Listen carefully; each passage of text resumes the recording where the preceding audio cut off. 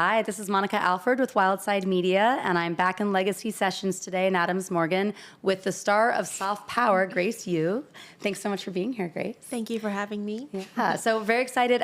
Grace is playing Hillary Clinton, very timely for where we are right now in the nation, at Signature Theater through September 15th. And the play opened in early August, and I just want to hear everything about this production, but let's start with the plot, because I know it's not actually the simplest answer. I know there's a lot of layers to this many play, layers, so I would love to yes. just kick it off there, if you can, in your words. Yes, this is also what our playwright has called not just like a revival of the show that's been done before in different cities, but a reboot. So it's an 85-minute political fantasia based actually on a real-life event that happened to our playwright in 2015, where he experienced a hate crime. So in our play, basically, after this incident happens, he goes into and has this fever dream where there's a Chinese producer who tries to come to make a Broadway musical, and in this fever dream maybe meets Hillary Clinton. So it's a wild ride for sure. I tell everybody who comes to see it, buckle up. There's no intermission. Start to finish, you're in this dream. You're stuck in this dream with us in the best way. Yeah. So why did this particular musical speak to you? It sounds like it's like a good challenge for starters, because it is such a unique plot line, and being on for a full 85 minutes with no breaks. But when I personally saw this this show in Los Angeles at the Amundsen Theater, I described it as feeling like when Crazy Rich Asians, a movie, came out. That sense for me personally as an AAPI artist of feeling seen. And, right now, our cast of Soft Power, we feature an all-AAPI cast, which is so incredible, and for me personally hasn't happened in my career. It's been 10 years, since that has happened, and so it really does mean a lot for me to be in this space and with this community of artists, be able to take up that space on the stage and be able to tell full stories, embody, flawed, human, messy, people. I'm not saying Hillary's messy, but I'm just saying, it's not about playing a stereotype, or it's not about playing a trope. We get to, experience being a lead, which also it's basically the first time for me. Like, I have never had my own dressing room with my name before, and I've never had the last bow in a curtain call. So it's really special, and I feel personally for me a big milestone in my career to be here today. Well, congratulations, first of Thank all. you. Sounds like it's very well deserved. Thank you. And I will say, as someone who's been covering theater in DC for many years and grew up in the area, Signature Theater is really, really, really wonderful at casting in incredibly diverse and authentic ways, and doing right by their cast in that way. I think having this, this big debut for you as a lead, being associated with their name is pretty special. Yes. And I'm sure they're taking great care of you, because that's what they do. Also, my debut with Signature Theater, and I'm just like, with our director Ethan Hurd, I just want every actor I know to be able to work with him. He's an incredible leader, and just created just a really soft place for us to land, and that sense of safety in our workplace, it really is, interestingly, a foreign feeling, because, those safe spaces aren't really available to us most of the time. I don't know, personally for me, that was my experience. So being able to work at Signature, where they really care about the artists and they take care of us, they make sure we have all the tools and resources to be able to, have a safe word in the rehearsal room, that's like all new to me almost too. So it's been wonderful working here. Yeah, I'd love to hear that. So, and I know you came in town a little early to have a little bit of a revision process with the team, right? There was yes, that was back in May, actually in New York, when we had a little workshop to kind of, well, when this was done at the Public in New York, the first act was 90 minutes. So now we are coming from that to, how do we make this a piece with no intermission? How do we strip away some of the framing so that it becomes clear and concise in our storytelling and really get the message across, and really engage our audience, not just to get involved with the story, but to inspire them and to, motivate people and impact them in that way. So that was back in May. I just felt starstruck the whole time when I first met David, Henry Huang, our playwright, and Janine Tesori in the room. I was just, please somebody pinch me, because I don't understand why I'm in this room with them. And I wrote papers about David in college, and I did Yellowface in college, his play as well. And so seeing him in the room give us new pages every day, I was like, what is happening? Like, I even just stammered and stuttered right now, because I truly Did you feel like you were in a fever dream? Yes, like I truly felt like I was in a fever dream of just, Janine saying, I gift this song to you. I was like, huh? This person who's like an icon and legend in musical theater and gifting, a song to me. I would not have believed that if you told me, like even last year, these are the words, and that they would know who I am by name. I'd be like, no way. So that was an incredible time to just be able to really, like, they were truly hands-on. Like, they love this piece and they care for it so much, and they care for us, and that passion is so evident. They're like, there was truly no ego in the room too. It's like, what works? Like, at the end of the day, it was about the story, and nobody was really precious. Like, they had to really let go of some really, Pulitzer nominated too, so I would imagine it's hard to revise something that got nominated for a Pulitzer Prize already. But so yeah, they really just wanted to give us the best version of this play. Yeah, that's incredible. Well, again, sounds like very well deserved. They wouldn't have, been handing you those pages if you hadn't earned your seat at that table, right? Thank you. To take their work and represent it on different stages. But also, that's to the best of my knowledge, that's pretty rare to have that ability to revise like that, right? Like, and at that level, that's pretty incredible. Yeah, living playwrights and living composers, and it truly makes it an even more literally living and breathing thing. And it was also their idea to perhaps this time cast HRC to be played by an Asian actor, Asian American actor. Yeah. So literally without them, there is no me. And I feel really grateful for the opportunity, because I don't mean to get emotional, but please.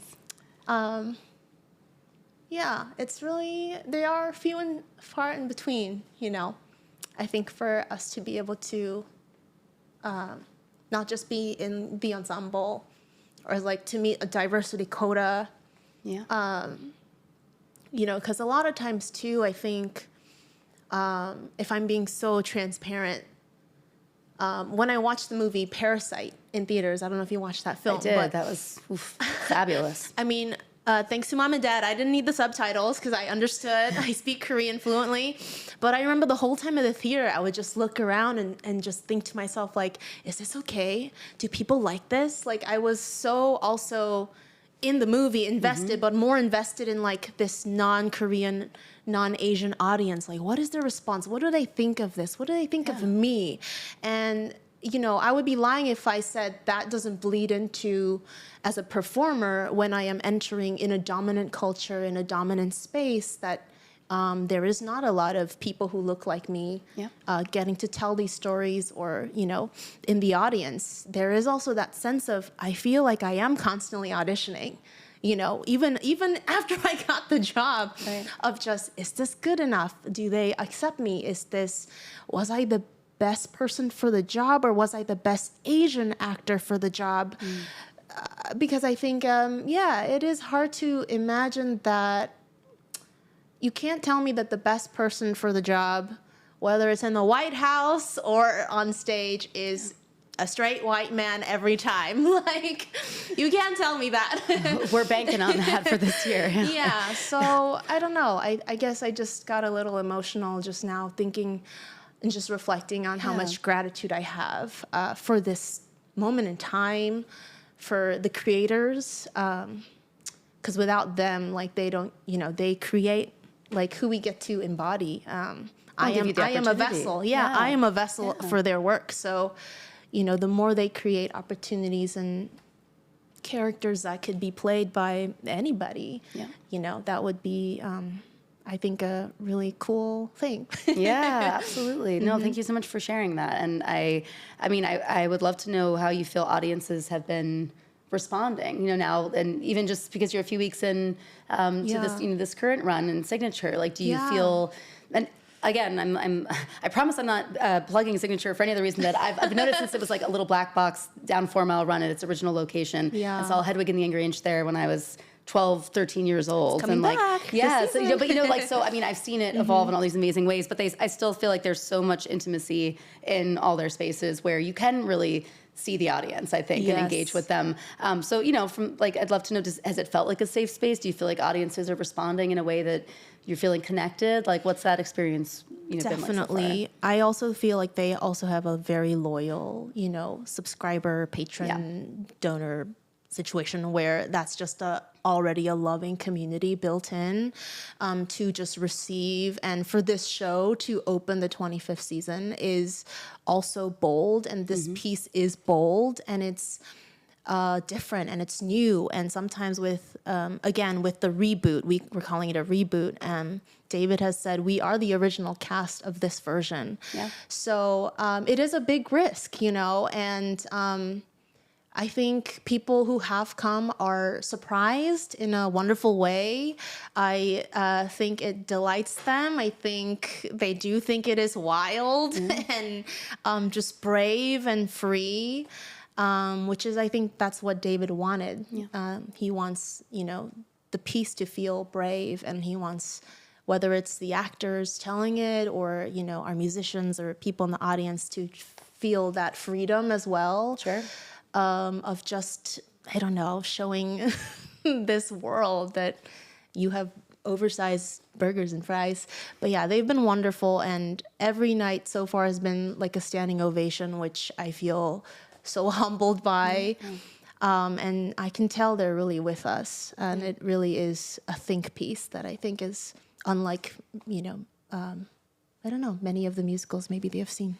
Nothing like what they've had, like what they've seen before. I mean, they're walking away still thinking about it, right? Which, and talking about it and spreading the word, which we need. Yeah, absolutely. So, talk about how you channel your inner Hillary, like embodying on top of all the other things that you're feeling about, really being such a fan of the playwright, and there's a lot of like fangirling, and like you're feeling so humbled and honored, but you're also playing, I mean, they're big shoes to fill. And I know it's like it's a different kind of Hillary, and there's a lot going on in the plot, but you're still embodying, someone who's very iconic. And again, like, coming up with our current election and all these changes, has the timeliness factor of portraying her impacted how you play her each night, or how you kind of embody her? Like, what's your creative process to fill these shoes each night? Man, truly big shoes to fill. And again, with the whole divinely appointed timing of it all, of where we're telling this, when we're telling this. The DNC is happening right now. We're maybe about to have our first female Asian Black president. And so, I also just saw clips of her speaking last night too at the convention, and just that room and the energy in that room, it really does take me back to 2016 when we had our first, ever female nominated by a major political party. And I definitely didn't want this to be an impersonation, although I will say it's not the first time I've worn a blonde wig for a show. But yeah, because there have been so many iconic also impersonations. I mean, shout out Kate McKinnon, SNL.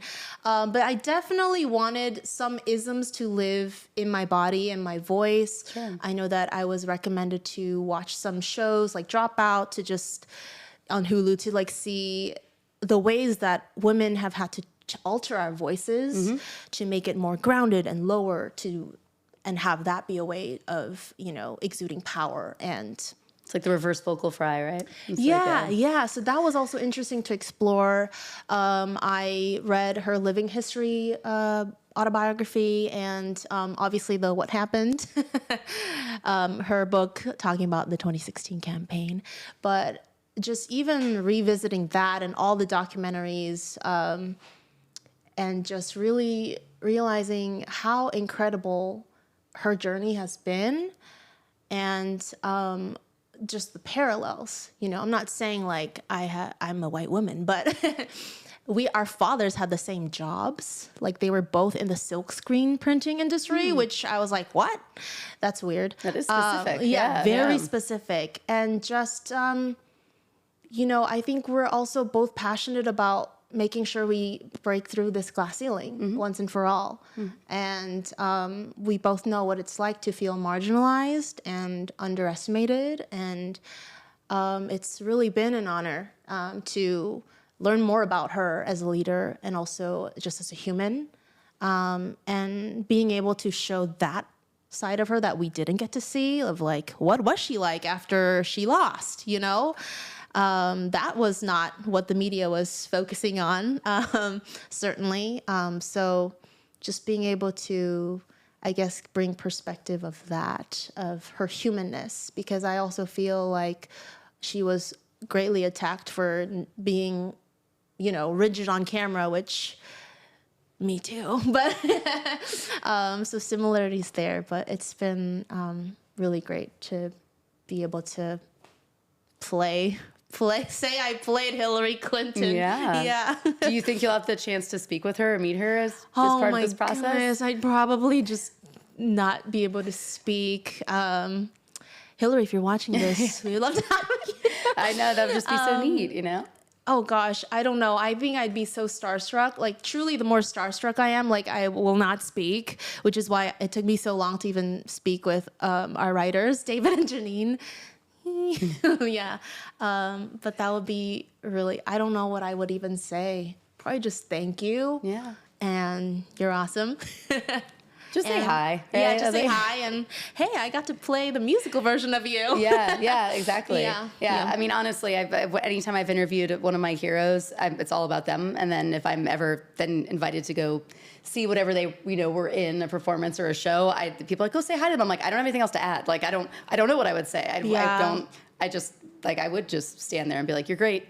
You're awesome. Thanks for that interview, but sometimes that's enough, And I think what you said about her on camera is important too, because I was mentioning to you before we started rolling, my whole background is in print. And I always had this joke in college that I would be like with the print camp at 6 a.m, just going to bed, like the gremlins coming out of the basement library. We're like writing, our big features, for our magazine classes. And then all the broadcast folks are already like perfect and like makeup camera ready, and they're passing us with their like second latte, and I'm like, ugh, just a completely different ball of wax. But I'm appreciating so much about the importance of on camera and podcast and the ways that conversations can flow differently than the written word, or things that can be taken out of context, or a million other things. Yep. So I think it's also important to remember that someone can be brilliant and have such a wonderful human, empathetic side, but they might not always be great on camera, because that is a skill that you develop, or you just have like natural energy, and not everyone has that, even in politicians, and that doesn't mean they're not the best person for the job. You're also fighting a heavy amounts of pressure. Yeah. And also fighting the patriarchy while you're doing it. So. Right. And like you were saying, like the idea of like the opposite of vocal fry, like I can't remember the name of the movie that Lake Bell put out, but it was all about how women, we dumb down by letting our voices be like, hi, like this. So like what you were saying, and I think that Hillary's already just like that, but in general, that women feel like we have to, be really direct and really firm and really serious, especially when we want to be taken seriously for something like the presidential election. And so, we're supposed to be everything all the time, right? We're supposed to be light and fun and vocal fry, but also taken seriously and, pensive and, like it's you can't win. You can't win no matter what. And I think that's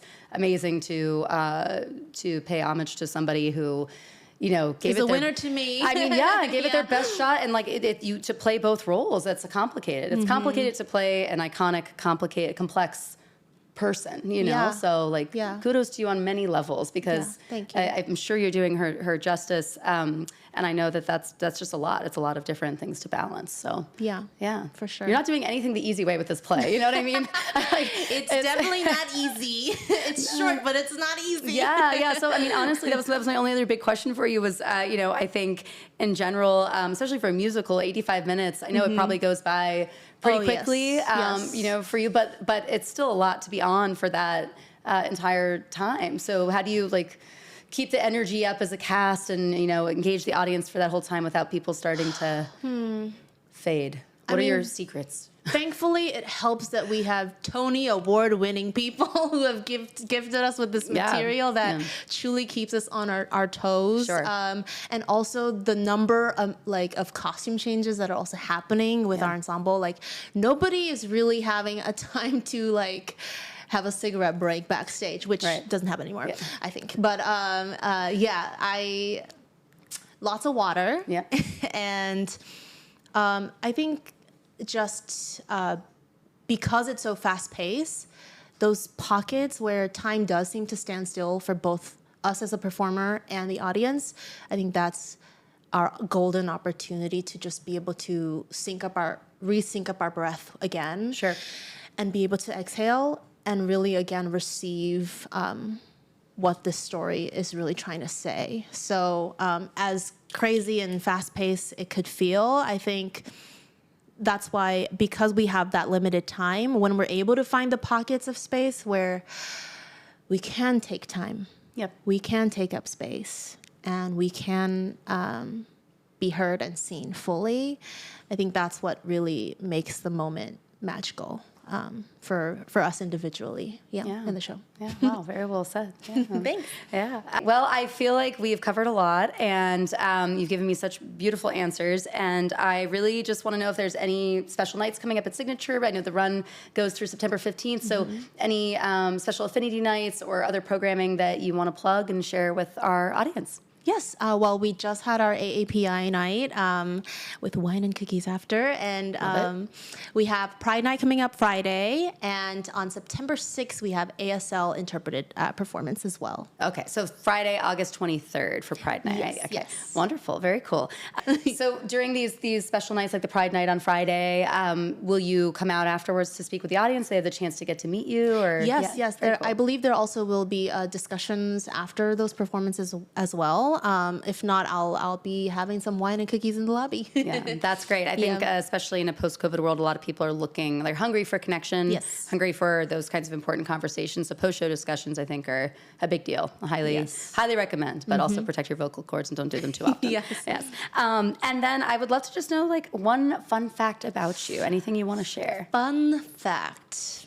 So many to choose from. But I am a daughter of two immigrants. We are a pioneer Korean-American family when my dad came to the States. So all my extended family is in Korea, actually. So that's our fun fact. Really lonely holidays, which is the four of us. But yeah. Have your parents been to see the show? My dad was actually just here Saturday night, and he was so proud. He had a blast, and I have my mom also coming.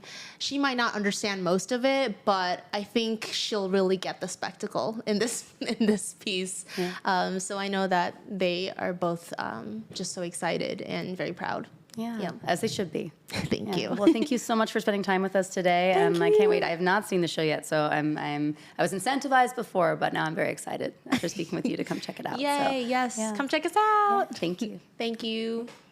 Cool.